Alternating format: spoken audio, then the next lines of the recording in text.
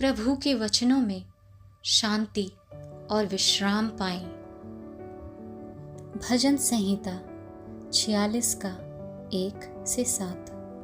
परमेश्वर हमारा गढ़ और शक्ति है, वह संकट में उपलब्ध महान सहायक है, इसलिए हम नहीं डरेंगे।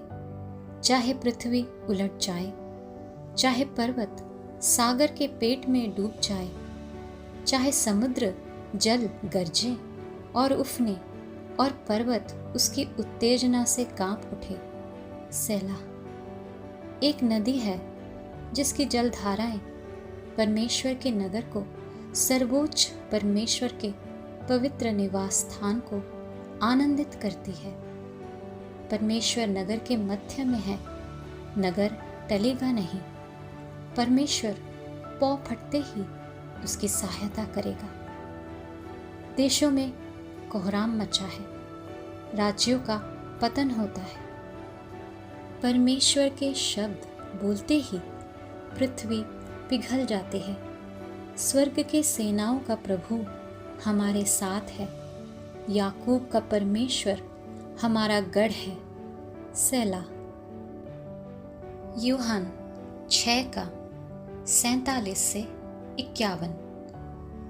मैं तुमसे सच कहता हूँ, जो विश्वास करता है उसे शाश्वत जीवन प्राप्त है।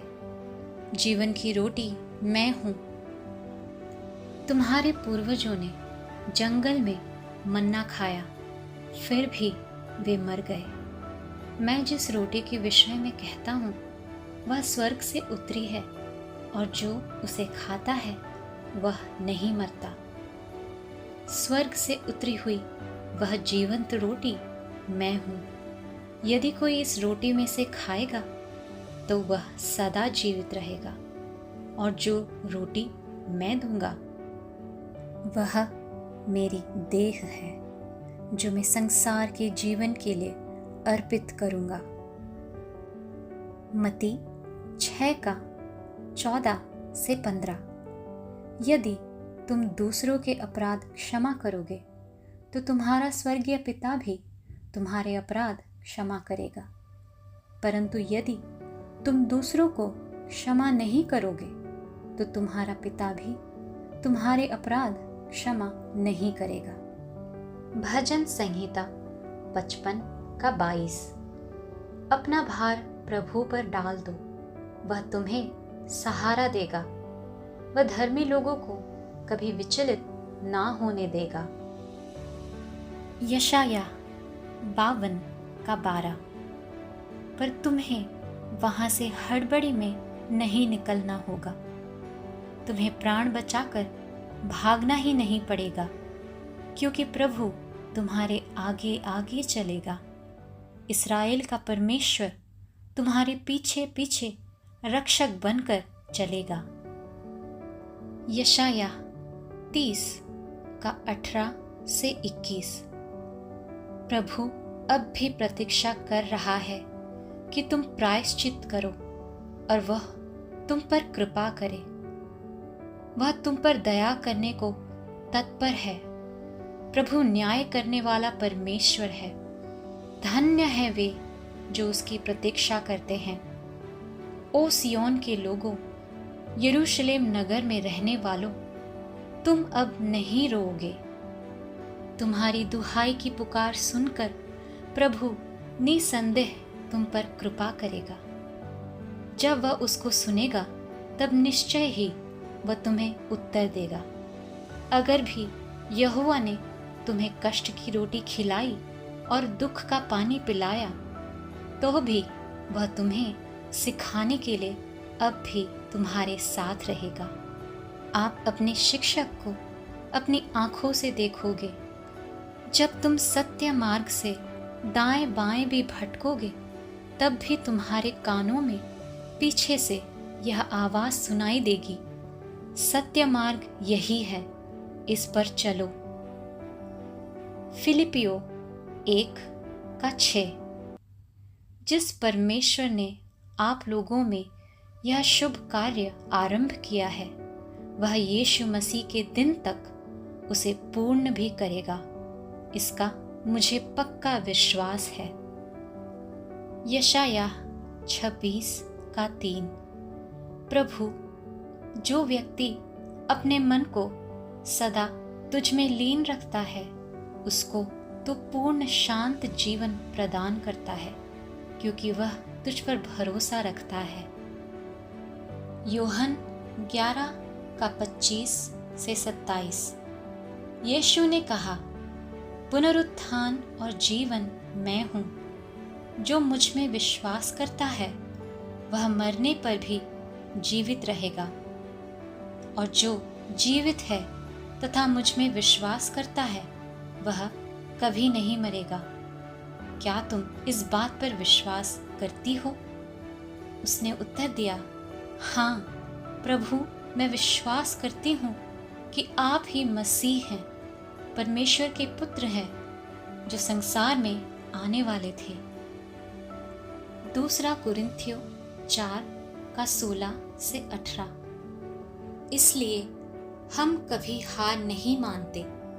हालांकि हमारे शरीर मर रहे हैं, लेकिन हमारी आत्माएं हर दिन नई होती जा रही हैं, क्योंकि हमारी वर्तमान मुसीबतें छोटी हैं और ज़्यादा दिन तक नहीं रहेंगी।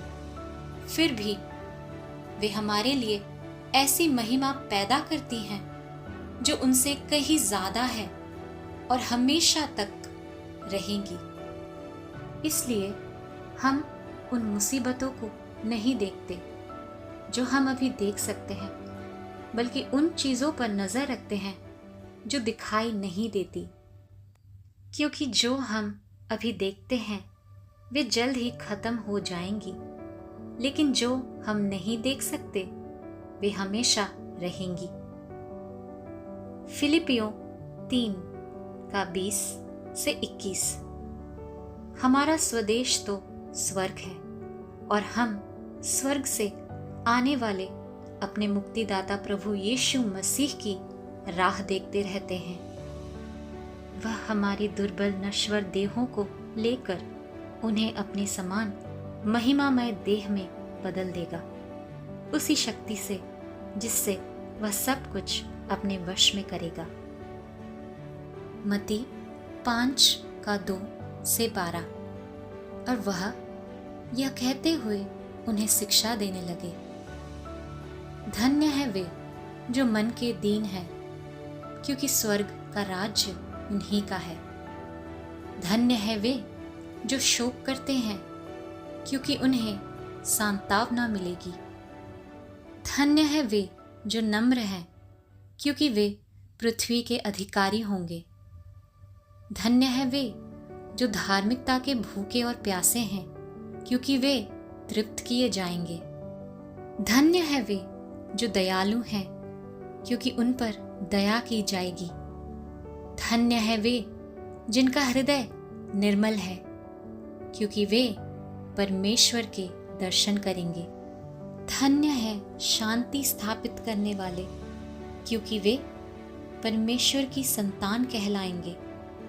धन्य है वे जो धार्मिकता के कारण अत्याचार सहते हैं, क्योंकि स्वर्ग का राज्य उन्हीं का है।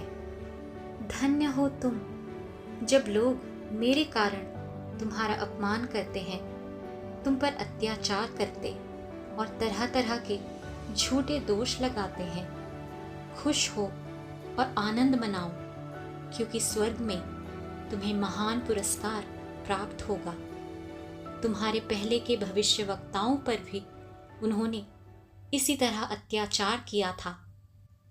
1 यूहन्ना 4:4। बच्चों, तुम परमेश्वर के हो और उन पर जय पा चुके हो, क्योंकि जो तुम में है वह उससे जो संसार में है बड़ा है। मत्ती 10:39-42। जो मनुष्य अपना प्राण बचाए हुए है वह उसे खोएगा, और जो मेरे कारण अपना प्राण खोता है वह उसे बचाएगा। जो तुम्हारा स्वागत करता है वह मेरा स्वागत करता है, और जो मेरा स्वागत करता है वह उसका स्वागत करता है जिसने मुझे भेजा है।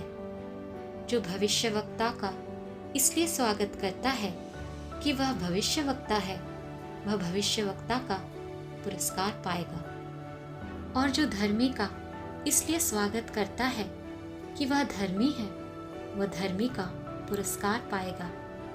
और यदि तुम मेरे छोटे से छोटे चेले को भी एक प्याला ठंडा पानी दोगे तो तुम्हें अवश्य ही पुरस्कार दिया जाएगा। भजन संहिता 145 का 13 से 19। तेरा राज्य शाश्वत राज्य है, तेरा शासन पीढ़ी से पीढ़ी बना रहता है। प्रभु अपने सब वचनों को पूर्ण करता है, वह विश्वास योग्य है।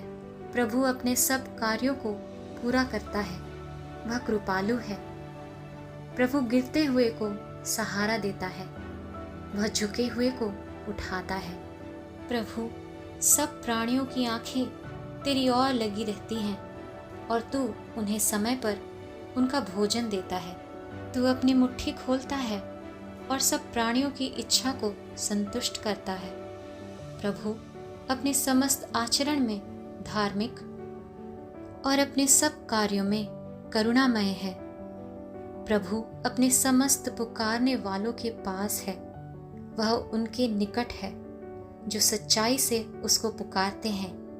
वह अपने भक्तों की इच्छा पूर्ण करता है, वह उनकी दुहाई सुनता और उन्हें बचाता है।